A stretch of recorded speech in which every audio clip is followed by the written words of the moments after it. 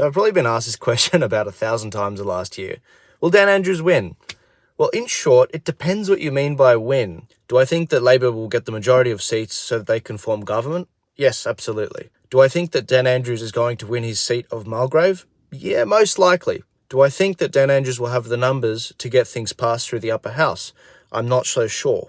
Look at where people are putting their money where their mouth is. Look at the betting markets. When asked about who's going to be sworn into government, Labor is on $1.10 and the coalition is on $6.50. For those that don't understand, for every dollar that you put forward where you think that Labor's going to win, you get 10% of that back. Whereas if you put $1 in for the coalition winning, then you'll get $6.50 back. That is a massive margin, but there are more. If you go to the type of government formed, it says a Labor majority is on $1.20, whereas a Labor minority is on $7. Those are the most likely options that it's going to be.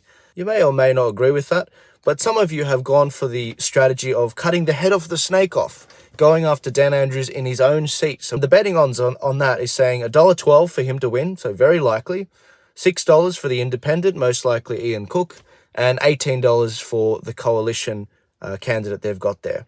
What do the stats say in the previous election? Well, it actually says that he retains his seat with a 12.7% margin. So he won 62.7% of the vote. That's a very safe seat.